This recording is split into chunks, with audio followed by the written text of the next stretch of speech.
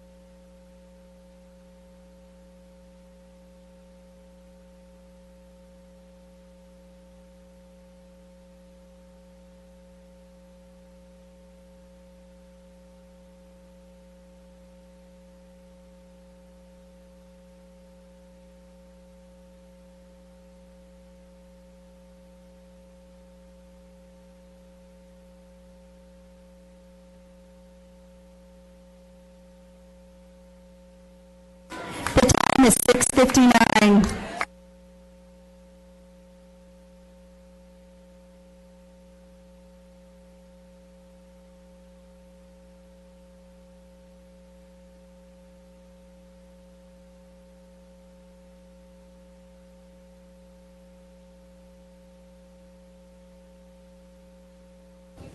We will now reconvene into open session. The time is 7 p.m. Please join us in the Pledge of Allegiance and the Texas Pledge. I pledge allegiance to the flag of the United States of America and to the republic for which it stands, one nation, under God, indivisible, with liberty and justice for all. Honor the Texas flag. I pledge allegiance to thee, Texas, one state under God, one and indivisible. First item up is to consider action on items discussed in closed session. The first action item is a principal at Castle Hills Elementary School. Would someone like to make a motion? Ms. Sells. Madam President, I would be more than pleased to move that the board approve Lee Warden as the new principal of Castle Hills Elementary School as recommended by administration. Do I have a second? Dr. Barker? All those in favor? And that is unanimous. Congratulations. Ms. Warden, will you join us up here?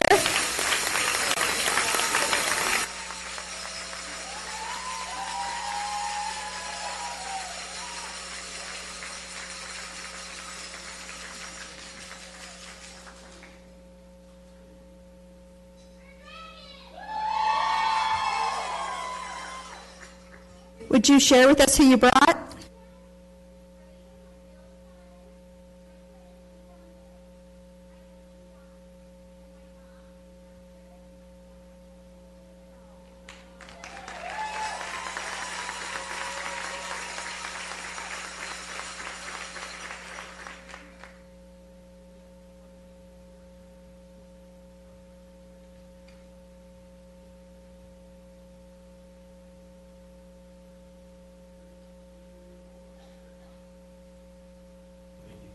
Would some members of the Castle Hills family like to join us for a photo, please?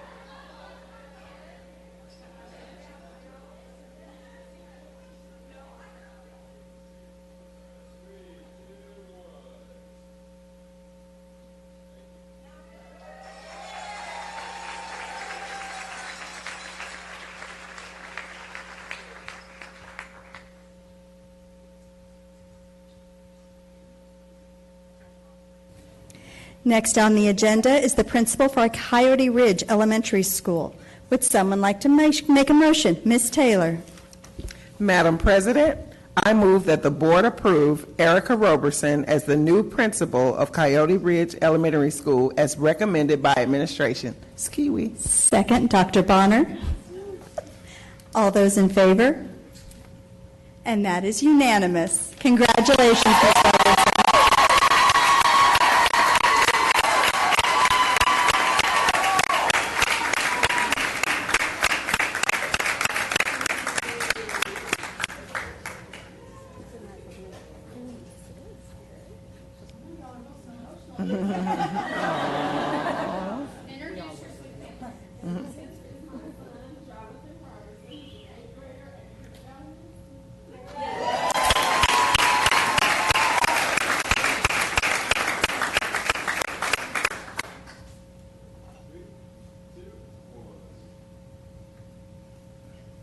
All right, Creek Valley, come on up. Did you say Creek Valley? Did she say Creek Valley? Coyote Ridge. Coyote Ridge. I think she said. Okay. At least they know who they are.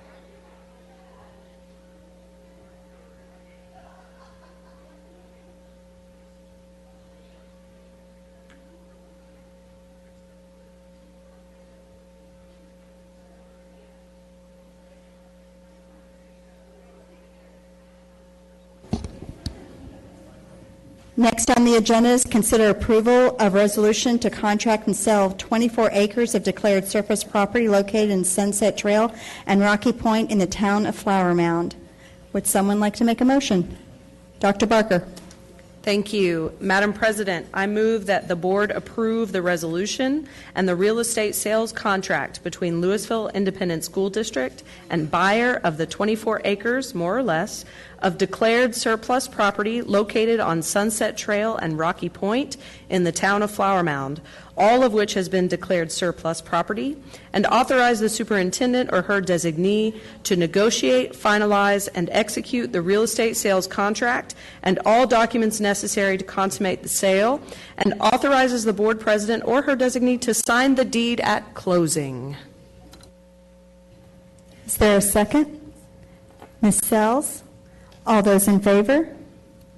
Passes unanimously. Up next, Communications will now share this month's recognitions and Student Spotlight.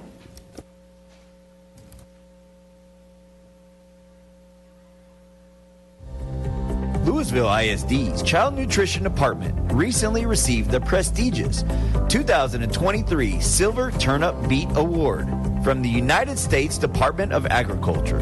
LISD is honored to be one of only 38 recipients nationwide. The Turnip Beet Award was established to recognize school districts that excel in delivering high-quality meals to children, promoting their health, and ensure they are prepared for learning when they return to school in the fall. Congratulations and thank you for your continued support, LISD Child Nutrition Team. Good evening. My name is Jessie Rains. I'm the General Manager for Child Nutrition. With me today, I have Kim Stafford, our Child Nutrition Program Administrator, and Elaine Graham, our Dietitian and Registered Menu Maker. I just want to say thank you so much for the support for our program and our wonderful staff that feed our students every day. So thank you.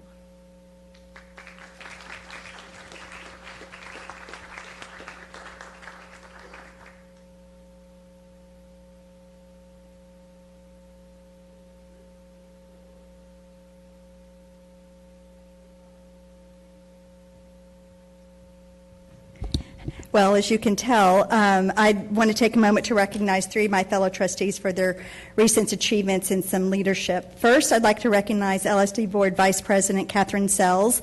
She was recently named Vice President of North Texas School Board Association.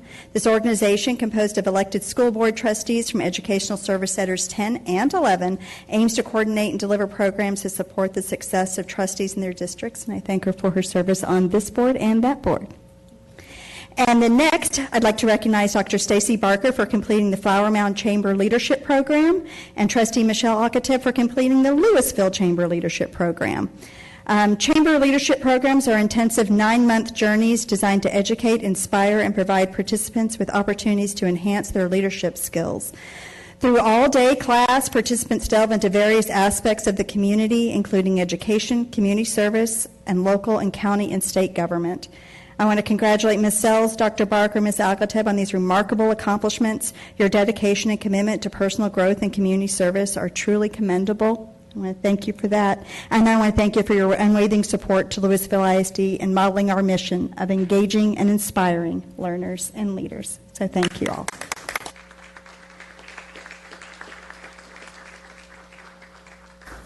And next up, Dr. Bonner is going to read our Recognize Someones. Yes, ma'am. Thank you, Ms. Prosnick. We have two tonight, one from a parent and one from a student. The parent says, in honoring Miss Lantrip is amazing with the kids.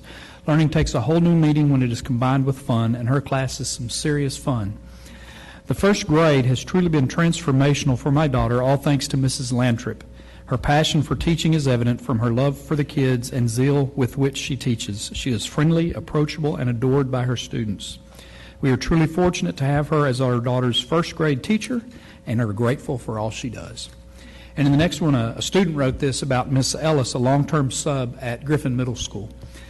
I'm recognizing Miss Ellis because she's very caring and helpful throughout the time I had her as a permanent substitute for choir. She has helped me with sports and gave me courage. She also helped other people around the school, if that means subbing for their class or giving students goodie bags or giving kids clothes or just greeting people on the daily. Miss Ellis is a nice person. I would say Miss Ellis is a great person based on what that kiddo told us. Thank y'all very much. Thank you, Dr. Bonner. Next up is our superintendent update, Dr. Rapp. Thank you, Madam President, members of the board. Happy to bring you our update for June.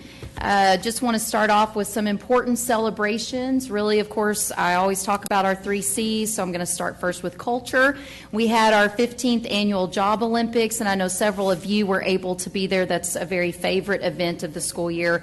We showcased over 200 students who were showcasing their functional career skills that they had earned. And then our career signing days, we ended the school year with nearly 5,000 professional certifications awarded to graduating seniors. And I know we all look forward to Mr. Cooper's presentation in the fall as he gives us an update as well on those things. And then, of course, we heard from Ms. Deaton and Ms. Beecher at the work session on Monday night about the Knight High School, and that graduation, of course, too, is one of our favorite events, and we had 35 graduates there. And then for Collin College, our Collegiate Academy graduates, we had 76 of our students who earned their Colony High School diploma along with their Collin College associate degree, and we enjoyed celebrating them during graduation season.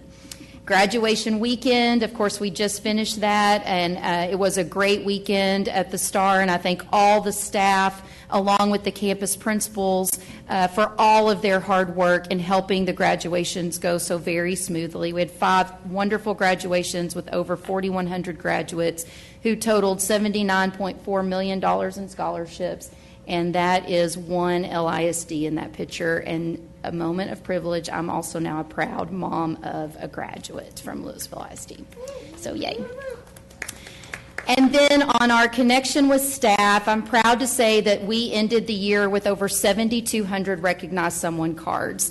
And as you can see, from our students to our staff to our community, filling out those cards and appreciating our staff for what they're doing goes such a long way. And look at the faces in those pictures. And I love getting to be part of recognizing Paul, our custodian here in the building, for a card that was submitted for him as well. And I think that was by Miss Tabor, and she was somewhere in the audience earlier, actually. So I thank everybody for bragging on our staff, and we look forward to another great round of Recognize Someone's next school year. And then summer is a busy time. We have 9 locations that have our summer meal program. I appreciate Aramark and their participation on the Hunger Council in our area and working to help our school district be a part of summer feeding for our community. And then, of course, we have our SOAR program, our NISA program. I went and visited 2 of those locations last Friday. They're going great, and appreciate the staff doing so well with that. Our early childhood program is busy with our pre-K students, our extended school year, and summer school. So we are busy around Lewisville ISD, along with getting ready for next school year, and we're looking forward to that. And thank you all for a wonderful close to a great school year. Public comments are next on the agenda. Those who wish to speak at a board meeting often expect a dialogue with the Board of Trustees. However, in accordance with Texas law, the board is not able to respond directly to comments or questions posed by speakers. Texas law also does not allow the board to discuss or take action on any issue presented during the public forum unless the item has already been posted for action on the meeting agenda. Each speaker will receive a written follow-up from the district in the next 3 business days. The board and district administration welcomes and values the feedback shared during this time of the meeting, and we are grateful for the continued partnership between LISD and the families and the communities we serve. First up is Lewisville ISD stakeholders, meaning current students, parents, employees, and residents of Lewisville ISD. Will have up to 3 minutes for their presentation. Mr. Jonathan Wang.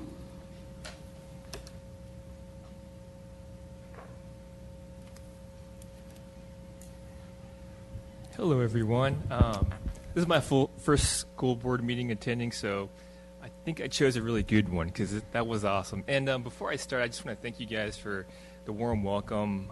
Again, I'm a noob here, but I appreciate, just Madam President, you welcoming, and Ms. Ann also for her help as General Counsel.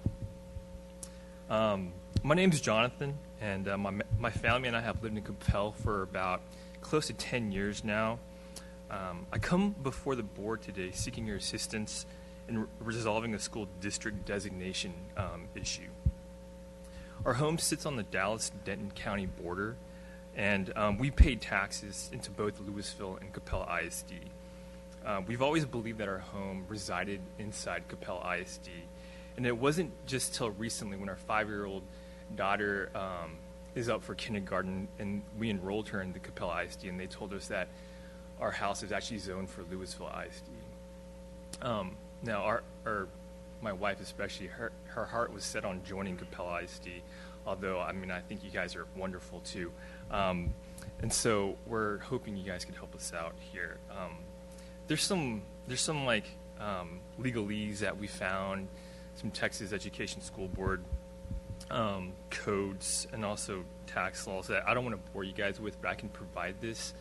But at the end of the day, I think what my wife has really imparted upon me to try to explain to you guys is that when we bought our home, we always thought we were zoned in Coppell ISD, and so it came as a great shock to her because my daughter has made great friends, and she was looking to join kindergarten with her class. It's kind of a twofold issue. It's Coppell ISD for my daughter and my kids, and then also a property value type thing. So, I'm sure you guys have heard this in the past, but I come before you hoping that maybe the fact that our house falls on both Coppell ISD and Lewisville ISD, that you could help us maybe relinquish us into Coppell ISD. I don't want to bother you guys with any more, but I do want to thank General Counsel DeAnn for helping us navigate this, and we look forward to any other considerations y'all might have. Thank you for your time. Thank you, Mr. Wang. We have no other speakers tonight, so we will move on to the consent agenda. Are there any items to be pulled, or would someone like to make a motion?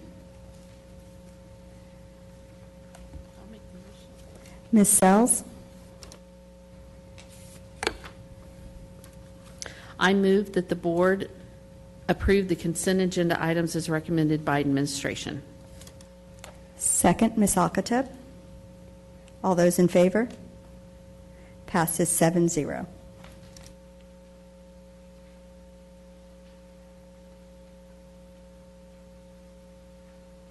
Next up are information items. The 2024-25 Compensation and Benefits Plan Update. Dr. Rapp. Thank you, Madam President, members of the board. So, we've been talking, we started in January and all throughout the spring about our budget situation and what that could mean for compensation and benefits. I'm going to recap some of those conversations that we've had and bring that all to a close this evening.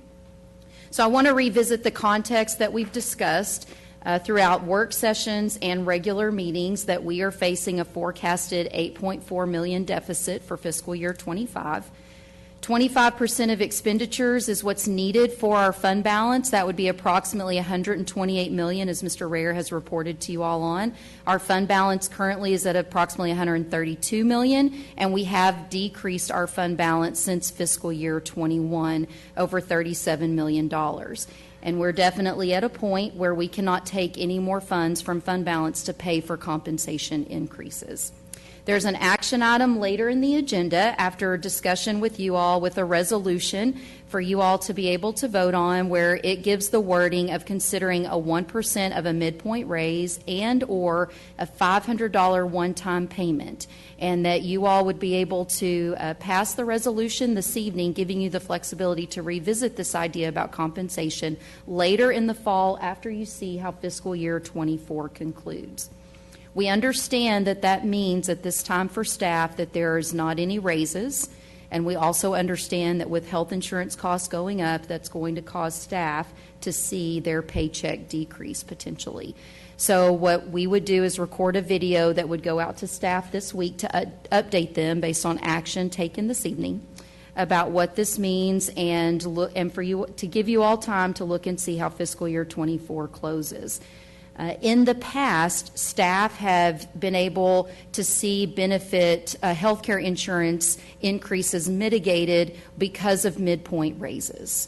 And I would just like to remind that we provide a very competitive contribution to health insurance costs for our area. We understand that this is very hard news for staff to take, and we have been working to keep them updated all along. I know that as they see decisions that are made in surrounding districts, that also creates questions. And, you know, I'm on phone calls with superintendents regularly, and the bottom line is that many of our neighboring districts are dipping into their fund balance in order to pass raises, or they're aggressively closing schools or using all of their staffing reductions. So the bottom line of that story is the way that people are having to fund raises due to no action from the legislature is by finding some amount of cuts, school closures, or fund balance in order to make that happen in the majority of cases.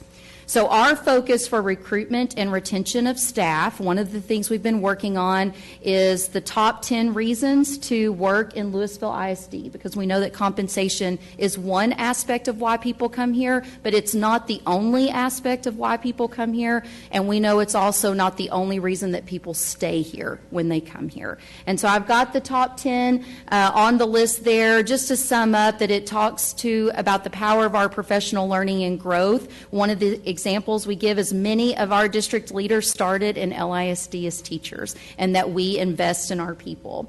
We have robust safety and security procedures. We have stipends for hard-to-fill areas. Again, I mentioned the high dollar contribution to health care insurance. We have embedded time to work on grading and lesson planning. We have great community support as evidenced by the bonds and the VADR that were passed. We have a strong school board who works to support our entire school district, and we're so thankful for the support that you all provide. We've been named to Forbes Best Places to Work in 2 different ways. We obtain feedback and input from our staff 3 times a year, and 85% of our staff would recommend our school district as a place to work. And we are proud of our feeder patterns that build community and a pipeline of students for high school programs. And while there are many more than just those reasons, that's a great top 10 of why people come here, stay here, and want to be a part of Lewisville ISD. We're also looking at some non-compensation enhancements for next school year. So we are bringing forward a business casual dress code that would allow all staff across the district to wear jeans any day of the week. Jeans is probably the #1 non-compensation request I hear out on the road from staff. And so we would put guidelines in place that would ask, of course, that they have no holes or no frays, and they be worn with a professional dress shirt or school spirit shirt. And we would put these guidelines in front of our campus staff when they return. But every staff in the school district would get the benefit of this business casual dress code. We are looking at free childcare for students in K through 5 for our staff in order to have somewhere to have their kids go when they're in professional learning. So I'm working with Ms. Litchfield and Ms. Updike on what that would look like. We're considering roles where teleworking might be possible. We're looking at how can we better highlight our employee perks page. We have a lot of discounts for staff on that page in our community that they could benefit from. We would continue to use our Child Nutrition 240 funds, which are separate funds from the 199 bucket, to pay for lunch monitors. I heard from staff wondering if possibly the reduction of lunch monitors would help offset the deficit, and that would not be the case because that's a completely different bucket of money, so we'll continue to educate people on that. And then continuing to focus on wellness for our staff, Wellness Wednesdays, our Employee Assistance Program, our professional learning in the calendar, and then we've got staff, Dr. Miller, along with Curtis Martin in HR, they're working on what it would look like to have staff do meetups and get-togethers throughout the school district, calling that Lewisville Live. So I wanted to close with some reminders of employee benefits that we have. First of all, with our Employee Assistance Program. Our employees get free at no charge through 2 different plans that we offer. They can have counseling appointments, they can get bereavement and grief support, they can get financial support, legal and estate support. We have vaccination clinics where we pay for flu shots. We have a $15,000 district paid employee life insurance policy. We have hardship leave. You all passed bereavement leave for staff. We have the ability for people to donate days to provide to staff when they're facing hard times as well. We have a mental wellness video library. We have one-on-one retirement planning meetings with TCG. We have TRS group retirement information sessions. Our benefits department, and I see Ms. Lutz over there, one of the great things that they've started doing is providing a baby shower to go over maternity leave and all of the things there, and have giveaways for staff, and I'm so appreciative for ideas like that that help bring our staff together. And they had the one LISD onesies, and it was awesome.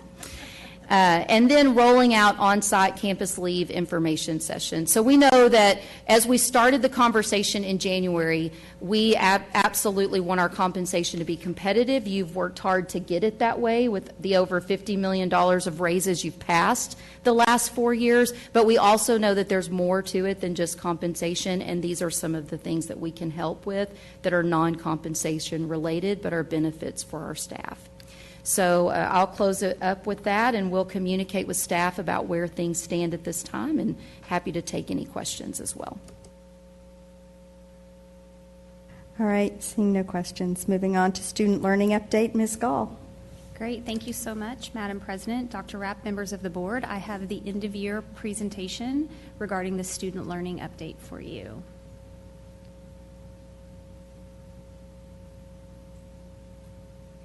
There we go.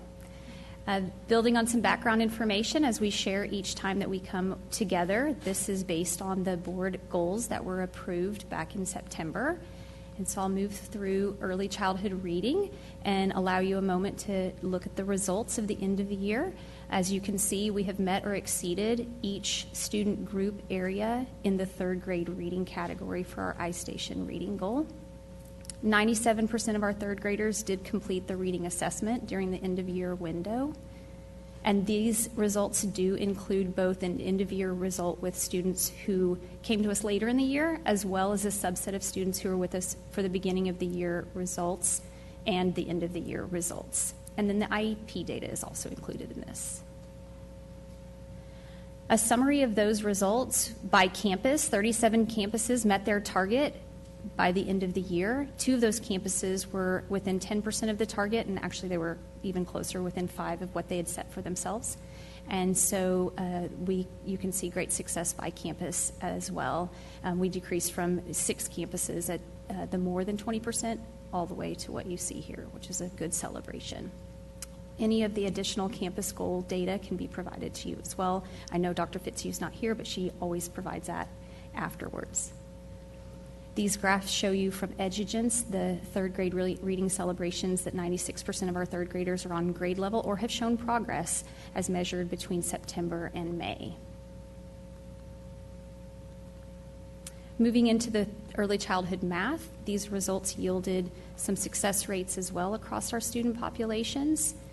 As you can see, that end-of-year results yielded 86% in all students, and the subset of students who were with us from the beginning of the year were at 88% in our all students category, and all others performed quite well by the end of the year as well. It does include the IEP data, and 98% of our students completed that iStation math.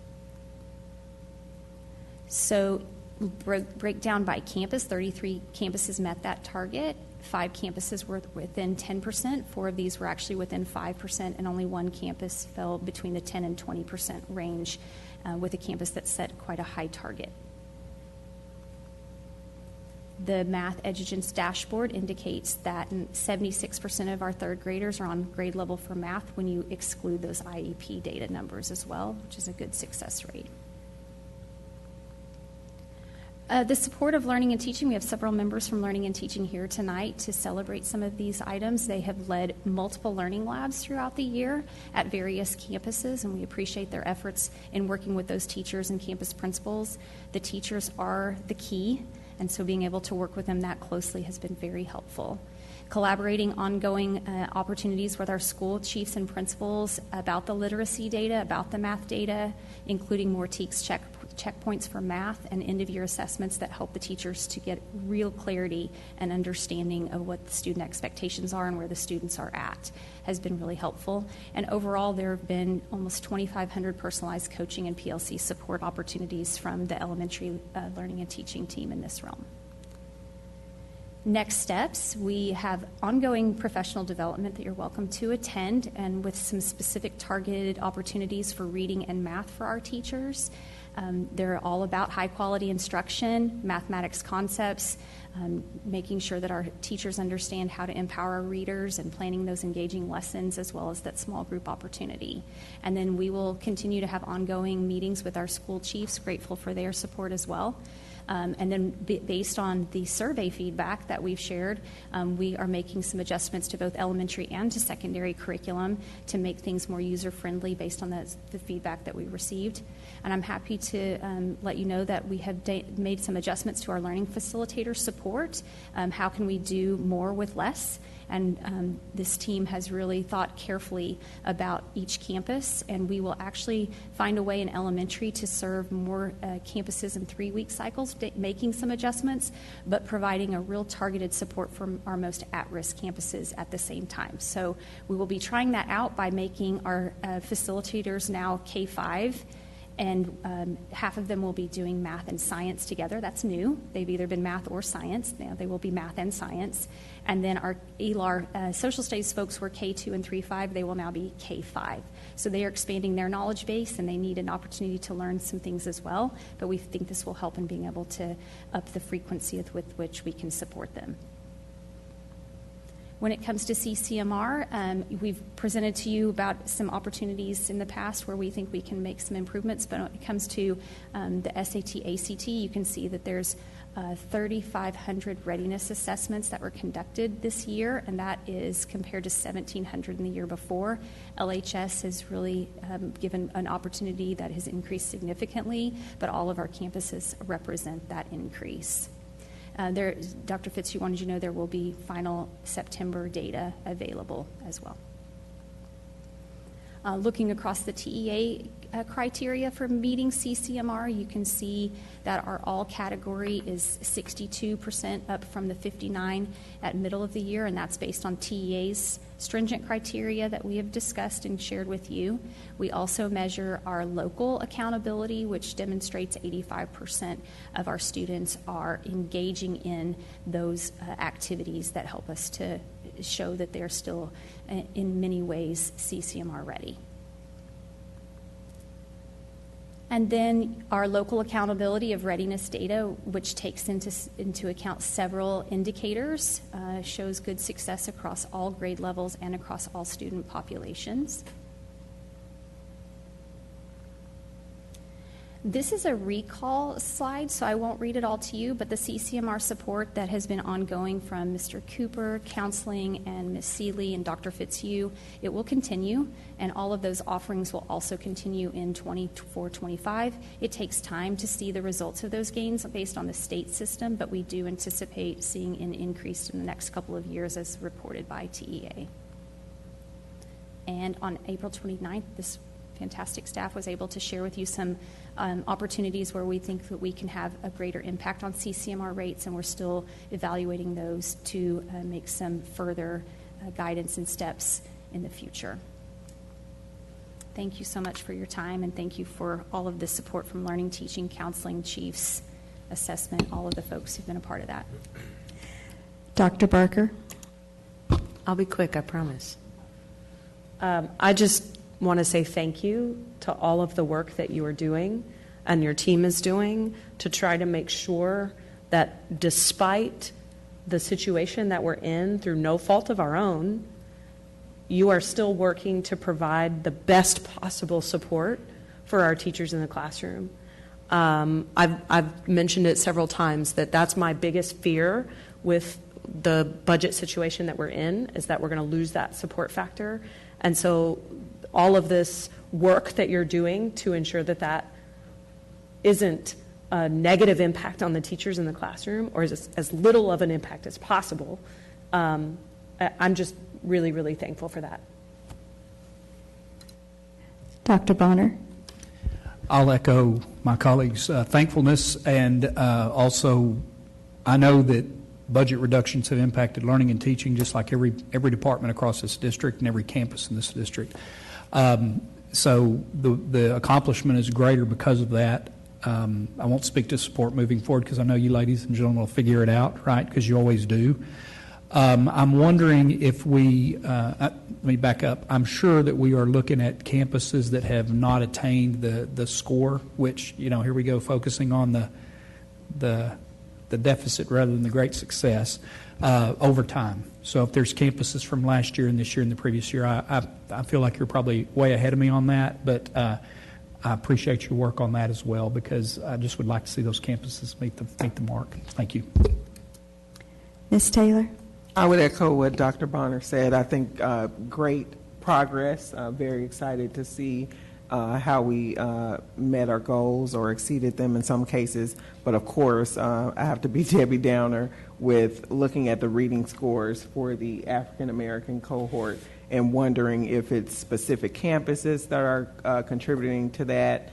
I know that I wrote, some campuses did not meet the targets for reading and math, and just wanting to know, with all of the good supports we're providing to all of the campuses, I'm assuming, if there's some targeted intervention that can be done for those specific campuses as it relates to that specific cohort.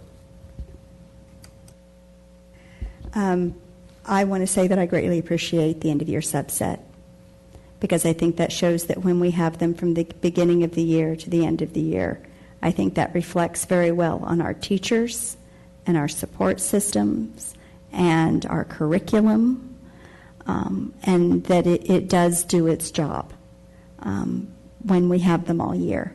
There was, overall, every one of those improved over their cohorts that came in the middle of the year or for part of the year. And so I think for me that's a very big celebration.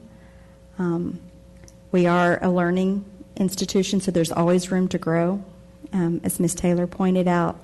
But I did want to take a moment to celebrate that when we have them all year, they do better. So kudos to every classroom teacher out there, and to not just in third grade, because they went through K through 2 to get there. And fourth grade, we're passing the ball on to you, but really good work on that part. So thank you. Next up, District Improvement Plan and Long Range Plan Update. Dr. Miller. Yes, we're going to build on that student learning update with a full District Improvement Plan end of the year update. Reminders that, of course, when we talk about the DIP, it really is the long range plan. That's what drives the DIP. The scorecard are our measures, measurable outcomes, so we will look at all those.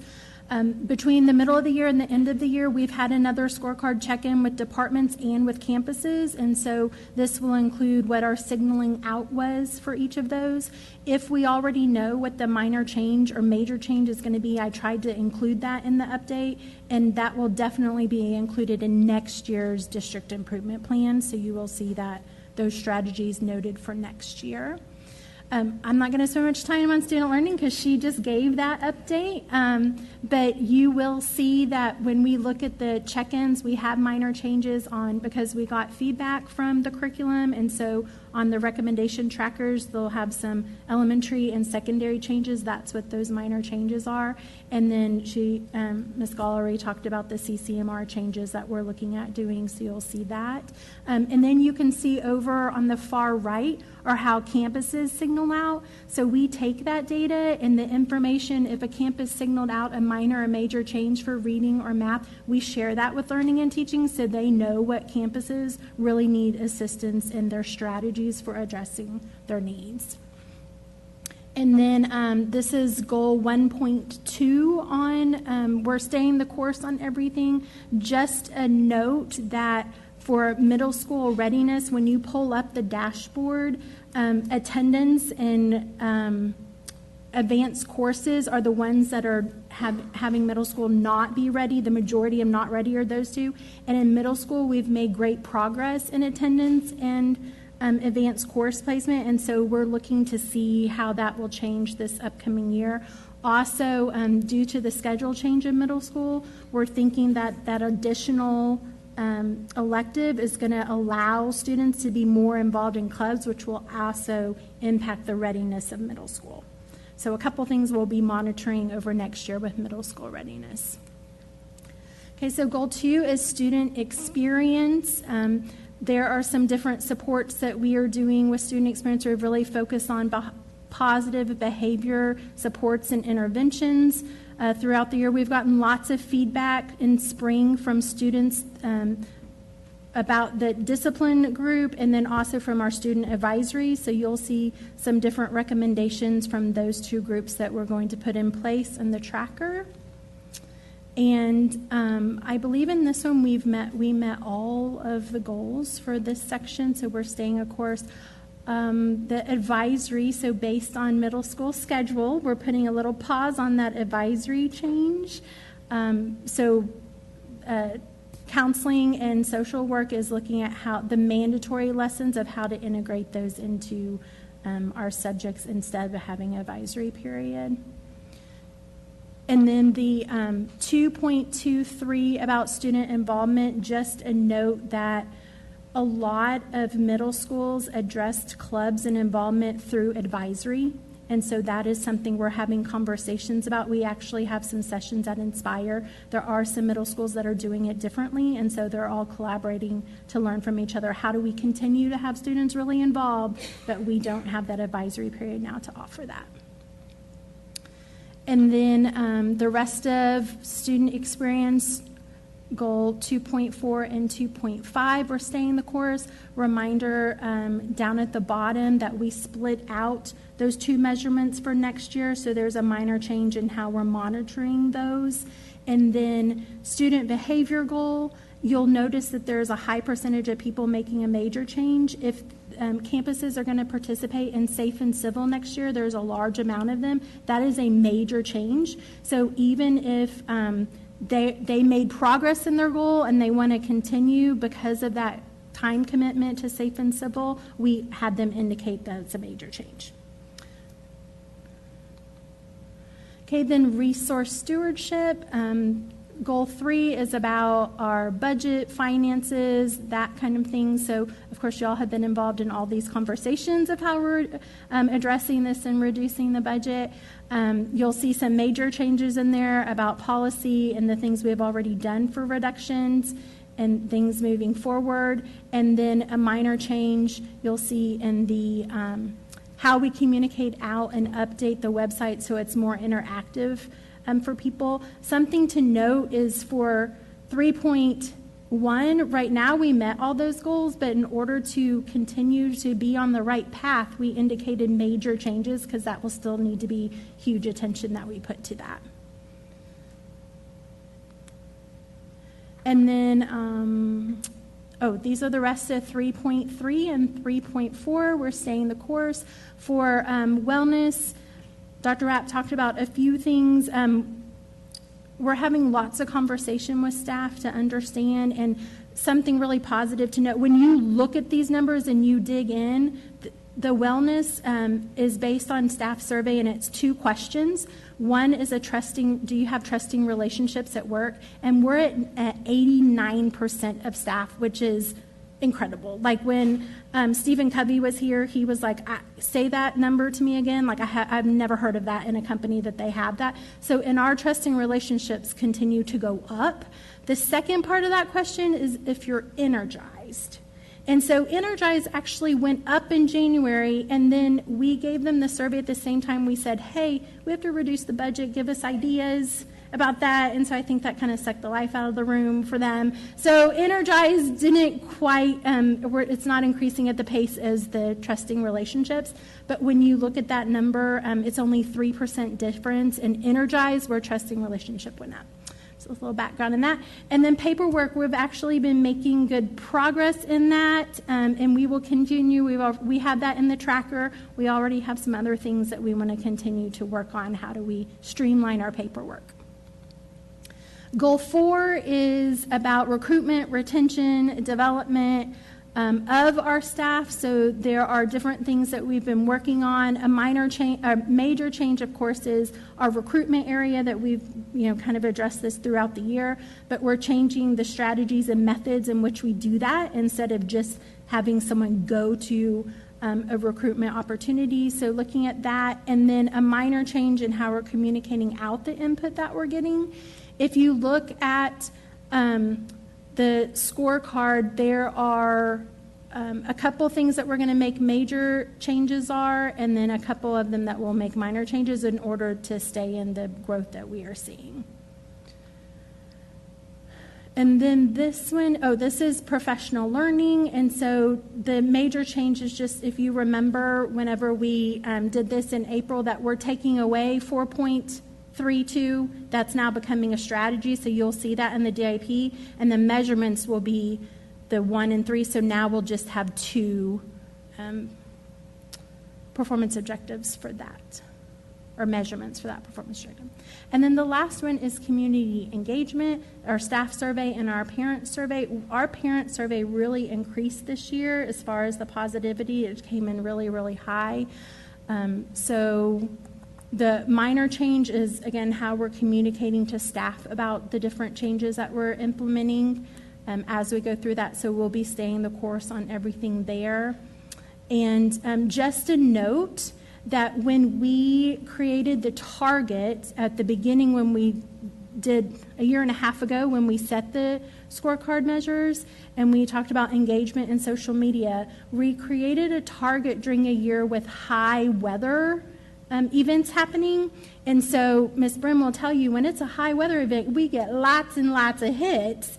And when it hasn't been a high weather event year, those hits aren't so much. And so we will be monitoring the targets that we're setting and considering some different things, because of course we don't want weather events to happen, but they really are good for our numbers for engagement.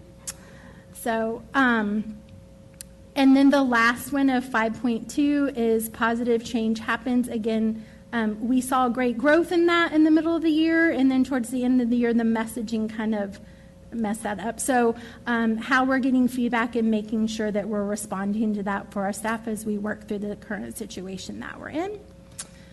So a summary of what our scorecard looked like for end of the year. We have 58 measures. Out of that, 49 of them met or exceeded our target. 6 of them made progress in our target. We had 42 that were staying the course, 11 with a minor change, and 5 that have a major change. And so you'll see those minor and major changes in our DIP strategies for next year. And that is it for the update. Dr. Barker. I'm going to say thank you again. What's important to me when it comes to data, and I don't know if you figured this out yet, but I really like data. But what's important to me when it comes to data is not the number itself, but the conversations that happen because of the number.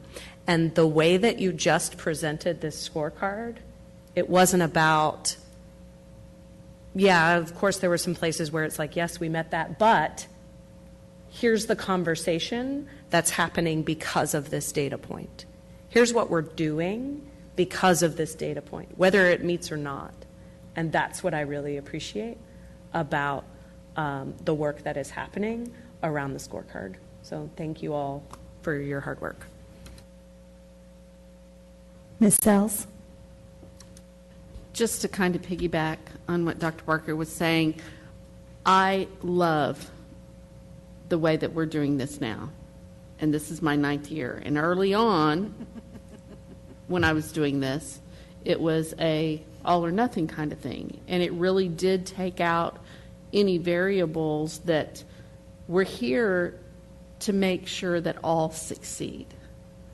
We're not here to tear each other down. We're not here to scold people for not meeting the goal. And I love that we have these minor course changes because of things that we see. And I think that it is just a testimony to our one community of LISD, that we are truly one, and we believe that we don't stand here individually to point fingers or do any of that, but we stand here collectively to make sure that this remains the strong community public schools that they are. And so I just appreciate your work, and to mention also just all of the compilations that go into this, and Dr. Fitzhugh and her work on this, and just making it more accessible for us to understand and to give guidance to. So thank you. Thank you very much, Dr. Miller. The work's appreciated. Next up, our monthly technology report. Mr. Colbeck. Thank you, Madam President. The technology report is in board book, and the data is for month ending April 30th. On page 1, you'll see our 2017 bond fund balance. It's the same as the last month. As far as IFE, we had additional revenue as well as additional expenses, so we're coming in about the same as what we were the month prior. On the device age, on our student devices for pre-K 3 through grades 4 through 12, as you'd imagine, 1 month older. As I shared earlier tonight in closed session, we did get a shipment of devices, so as we start getting those issued to students, you'll start seeing that number drop as the summer progresses. Teachers from last month continued to drop. It's 6 months less this month than it was last month. That's a big part of getting those laptops out to teachers as part of the 2023 bond. On page 2, a couple things to point out. Looking at our opt-in percentage, again, our opt-in percentage stays high at just over 98%. That's in grades 4 through 12. Connecting back to what was just shared on the district improvement plan, our devices on campus average was 89.51%, so we're over our target mark for what was in the DIP for this year. Also, I thought it was somewhat interesting in that the month of April, we actually crossed paths a little bit from 23-24. Obviously in April, with all the end-of-year testing and having devices ready in preparation for EOCs, I think we're just seeing more of that each year, so that is what my assumption is there. Also, I want to point out the education category. You know, that's how we're classifying all of our different, total bandwidth, 100% of our bandwidth is our total use, and out of that, 89% is being used in the education category. So to me, that's quite telling that we were using the devices for the education purpose. I do want to point out too, without having a board meeting in July, the next month we'll have 2 reports, and I'm also working with Dr. Rapp on making a couple changes in the infographics so that we can start including in the 2023. I have a draft that I got to go over with her, but you may see that look a little bit different, and that it would include 2023 and 2027 or 2017 bond funds. And then also, I'm not sure if we can make this work, but in that average monthly bandwidth per student, I've also asked my team, or kind of challenged them to, could we also put an attendance line in there? Because I think there's a direct correlation. I know, like in January, our device on campus number was lower, but also we had a lot of illness going around and we had students off campus. So anyway, I think there's a direct correlation when that number dips. you'd visually be able to see that, so I'm seeing if we can work that in as well. But anyway, I just want to point that out. There's some changes coming for that in future months. Thank you, Mr. Colbeck. I look forward to a more colorful map. Thank you. Moving on, discussion items. Monthly financial report, including the bond report, land sale report, and the monthly investment summary. Mr. Rare. All right, thank you. Trustees, beginning on page 292 are the monthly financial reports for financial results as of April 30th. Just wanted to kind of highlight a few items on the report. So on page 292, expenditures for the operating budget were 64% through April. On page 293, the child nutrition surplus was at $2.8 million through April. On page 297, the bond 2023 bond summary, we've earned interest of $5.7 million through April. And then on page 299, the land sale report, at the end of April, we had a balance of $23 million.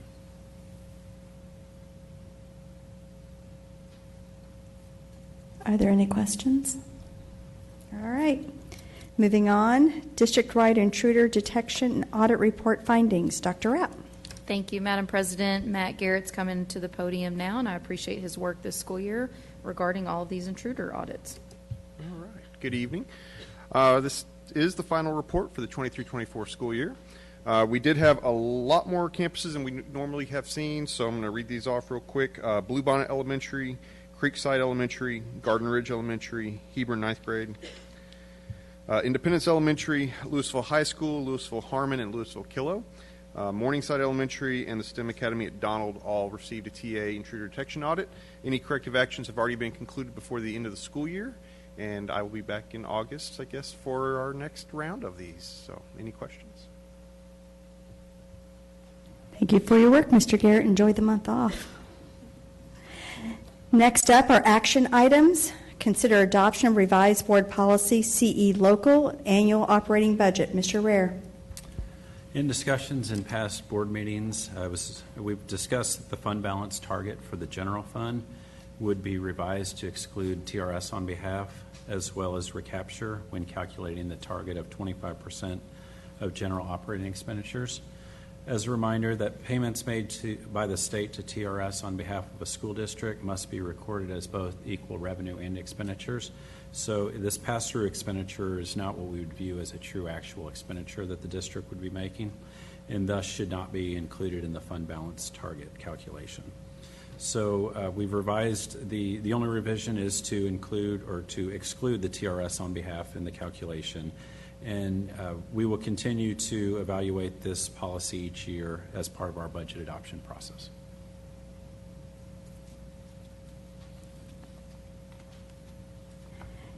Would someone like to make a motion? Dr. Bonner. You know, we're all excited to do this one. Everybody's all over it. Thank you, Ms. President, for the opportunity. I move that the board adopt the revised board policy CE local annual operating budget as presented by administration. Second, Ms. Taylor. Any discussion? All those in favor? It passes 7-0.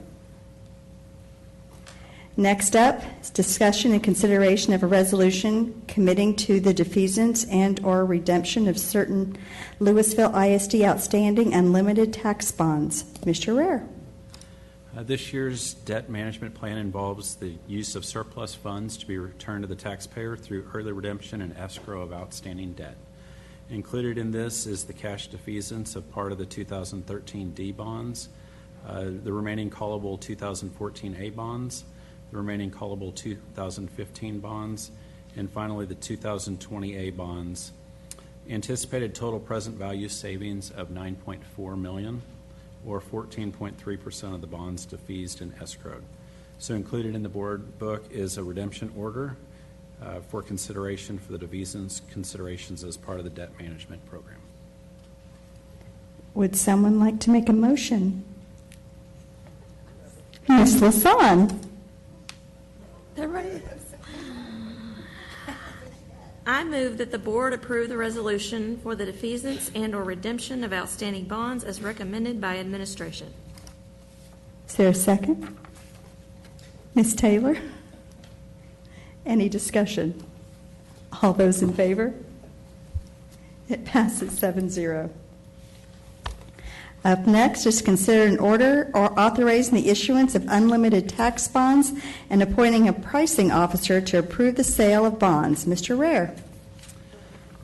In order to facilitate moving forward with projects associated with the 2024 bond that voters approved on May 4th, 2024, a bond sale is necessary. The cash flow requirements will be met by one bond sale of $101.8 million. $34.1 million of that will be paid off over the first 8 years for turf or fields, and then the remainder will be paid off over 20 years. In addition, a portion of the 2019 bonds are eligible for refunding this year with $18.3 million callable. And so these items would be brought together, and the sale is proposed as a parameter sale in which the board would designate the superintendent and or chief financial officer as pricing officers with authority to execute the transaction if it can be accomplished within parameters set forth by the board. And so the parameters that we've stated is that the final maturity of the bond shall not exceed April 15th, 2044. The maximum true interest cost shall not exceed 5%, and the present value savings shall be at least 2%. The sale is recommended to be conducted as a negotiated sale with the underwriting team that's listed in the board book that has been selected from the approved underwriter pool. And we have our financial advisor and our bond counsel tonight here with us in case you have any questions. Would someone like to make a motion? Ms. Sells. I move that the board approve the order authorizing the bonds and appointing a pricing officer to approve the sale of the bonds, including the adoption of an order authorizing the issuance of such bonds and establishing procedures and delegating authority for the sale and delivery of such bonds, and approving the underwriting team as follows: Siebert Williams Shank, Senior Manager, FHN Financial, Co-Manager, BOK Financial Securities, Co-Manager, and Samco Capital Markets, Co-Manager, as recommended by administration. Second, Dr. Barker. Any discussion? All those in favor? Passes 7-0. On a note, thank you to the community for passing the bond. The next item up, item M4, consider approval for the LEF Lewisville Education Foundation Memorandum of Understanding, has been pulled from the agenda and will not be considered at this evening's board meeting. It will be brought back for consideration at a future meeting. Next would be consider approval of TXVSN course review process review waiver. Ms. Litchfield. Yes. Having LSD courses in the TXVSN catalog impacts ADA funding for students taking an LSD-provided TXVSN course inside the school day. In order to be ADA eligible for LSD students, online courses must be approved. Our district approved through the waiver process and offered through the state catalog. Having LSD courses in the TXVSN catalog impacts pricing for LSD students. When ADA funding is an issue for students taking an online course inside the school day, students must select a catalog course. If LISD is the catalog provider, the course is provided at no cost to LISD students when taken to the school day, and a greatly reduced fee if taken outside the school day. If the course is offered through an outside provider, LISD students must pay the course fee. Course fees are currently set at $350 per half credit with a maximum of $400 set by statute. So we're requesting a 3-year waiver of the TXVSN course review process for current courses where current approval is set to expire. Each course has a different expiration date throughout the year. Request a 3-year waiver of TXVSN course review process for new and or redesigned courses. Each course has a different expiration throughout the year. Request a 3-year waiver of the TXVSN course review process for courses that are up on their 10-year renewal, and request a 3-year waiver of TXVSN course review process for all courses that have been redesigned to meet new TEKS that are implemented this year. And if the Commissioner approves the request, the courses may be offered through the TXVSN with designation as a provider certified course. Students taking these courses are then taking courses that qualify as ADA generating courses. Thank you, Ms. Litchfield. Would someone like to make a motion? Ms. Alcatab. I move that the board approve a 3-year waiver of the TXVSN course review process for the recommended courses as presented by administration. there a second? Dr. Barker, any discussion? All those in favor? Passes 7-0. Next up is consider approval of compensation resolution for school year 2024-25. Mr. Rare. Okay. As Dr. Rapp mentioned earlier, as a result of no legislative action to increase the basic allotment, no additional funding has been provided for salary increases for staff at this time. Included on page 356 of the board book is a one-time payment and or 1% midpoint raise to employees resolution that could provide a compensation increase for staff depending on the results of the district's financial audit for fiscal year 2024. Would someone like to make a motion? Dr. Bonner? I move that the board approve the compensation resolution for school year 2024-25 as recommended by administration. Second, Ms. Taylor. Any discussion? Well, I will say, in all my time on the board, this is the first time we've ever done this, but in all my time on the board, the legislature has come through.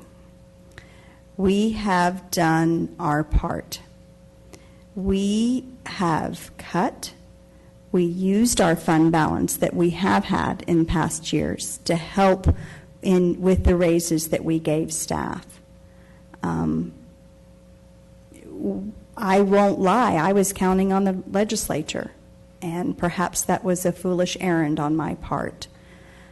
But we've done what we can, and I wish it could be more. There are districts that are in better positions than we are with their fund balance. There are districts that are also betting on the legislature next year to come through with the deficits that they have passed. I hope that the legislature comes through. I hope that comes through for us. I hope it comes through for them so that they don't find themselves in the position that we find ourselves in today. I might be a broken record, but I will say it again. The money is there. It sits in Austin. It does not sit in the classrooms where it belongs. So, with that, I will take a vote. Passes 7-0.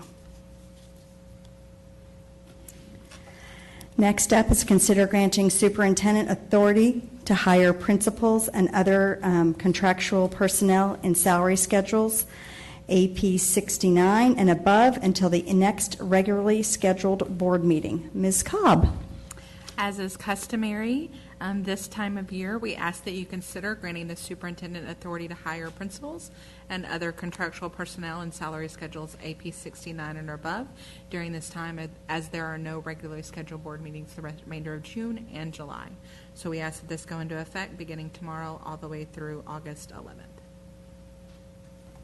Thank you, Ms. Cobb. Do I have a motion? Ms. Taylor. Madam President, I move that the board grant authority to the superintendent to hire principals and contractual personnel in positions of AP 69 and above from June 11th, 2024 through August 11th, 2024. Second, Ms. Salkatep. Any discussion? All those in favor? Passes 7-0. Next up is consider adoption of the superintendent and district goals. Dr. Rapp.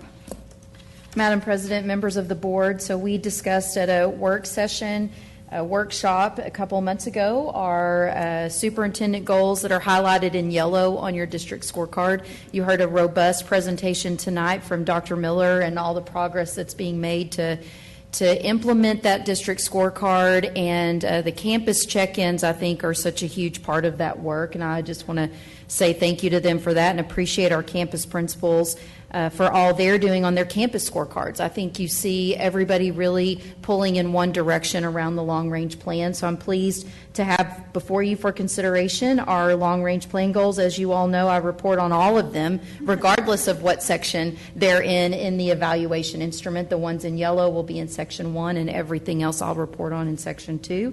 And one improvement we've made is we set middle of year targets for the CCMR goals. So in Section 1, we'll be able to indicate met or not met for CCMR for this coming evaluation cycle. Thank you. Would someone like to make a motion? Dr. Barker. Thank you, Madam President. I move that the board approve the superintendent district goals for the 2024-25 school year as recommended by administration. May I get a second? Ms. Lasan? Any discussion? All those in favor? It passes 7-0. Next up is consider adoption of TASB advocacy resolution. It says me, but I'm going to turn it over to Ms. Alkateb in regard as the new chair of the advocacy committee to talk about our advocacy resolution. No. Oh, wait, first, sorry. Would someone like to make a motion? Ms. Sells. I move that the board approve the TASB advocacy resolution for the 89th legislative session. I'll take privilege in second. Discussion, Ms. Alkateb. Our advocacy committee has been meeting in regards to our resolution and what we are proposing to go into this legislative, non-legislative year, moving into past that. And with that, we have one ask, and that is our funding.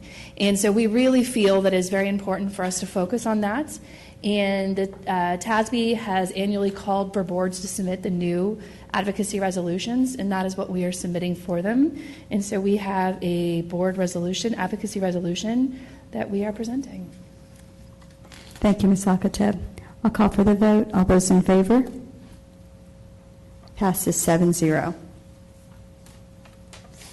And with that, if there's no further business, this meeting is adjourned. The time is 8:11 p.m. Have a pleasant evening, have a safe summer, and we will see you all in August.